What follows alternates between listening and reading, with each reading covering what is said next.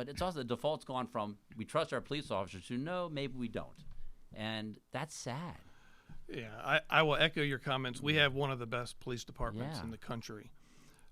And one of my biggest concerns right now, from what I'm hearing, similar to what you're hearing, is the morale of the department. The morale is at its all-time low. As I said, I've been a police officer since 1984, retired in 2018. And when you have an agency with the morale that low, that's not beneficial to the community. That should be a big community concern when your department has morale at the level that it is right now. And it's not just, sometimes you may have an issue. I remember when I started in 1984, I believe it was in 85, there was some concerns expressed by the union with the chief. At that time, there was some morale issues then, and every once in a while something may bubble up, but I've never seen it to the point where it is today. And that impacts a lot of things in the agency. For example, proactivity.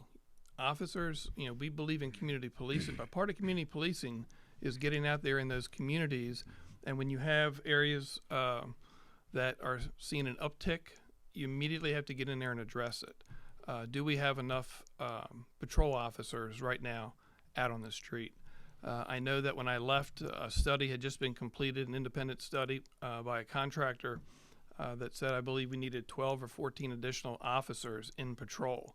And that would provide enough for call taking, receiving calls, and handling calls, but also provide time for community policing and proactivity. And that involves, when you have an issue, to go out into the communities, do field interrogation reports on suspicious activity. Don't wait for that caller. You're the police. You're out there to protect the community, and you have to get out there in the community. And then when I see traffic stops, for example, traffic stops at an all-time low. When I saw that traffic stops since I left have fallen 76%, that's another indication that there's a problem right now in the department. And that's something that the new chief's going to have to get on top of and address immediately. That's a very big concern. And I've talked to other retired chiefs, and we are all very concerned right now where things are with that morale and the impact it's having on other aspects of policing and public safety in the county. I'm curious, you talk about the traffic stops, though.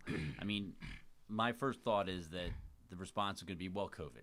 People were not driving during COVID, so of course we're not going to stop as many people. But the statistics show that in my last year in office, in 18, and your last year as chief, I think there was over 18,000 traffic stops. The next year in 19, before COVID, it was down to 13,000. And then in 2020, it was down to 4,000. And then in 2021, I believe it was even below 4,000.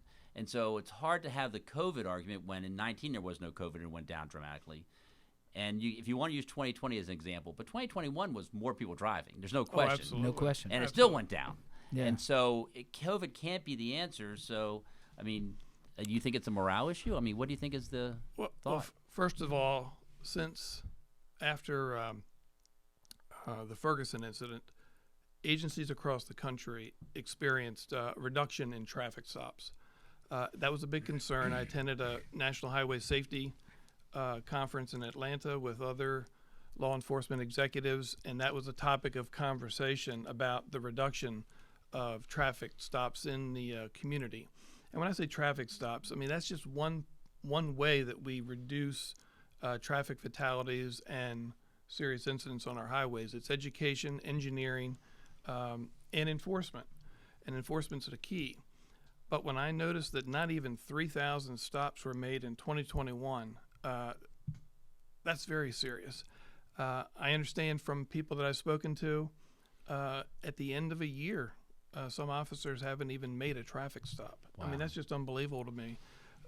So I think it may lend itself to the morale issue. There may be other things going on. You really have to do a deep dive and speak to the officers at every level, patrol, supervision, to find out what is really going on. Highway safety has always been an issue and a very high priority in the police department.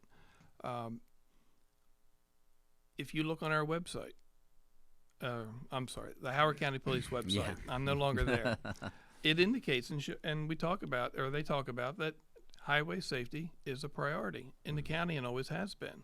Right now, that's certainly in question, and that has to change. Our fatalities, I haven't seen the numbers this high are absolutely incredible, and having lost a family member recently to a drunk driver in another state, that is a concern. A death is a death in the family. I know certainly a violent crime death is serious, but when you get that phone call from about a loved one that they're no longer coming back, that they left for work in the morning, but they're not coming back, that's a call you never want to receive. No one does. So highway safety is just as important as our violent crime concerns. So we really have a lot to work on here in the county.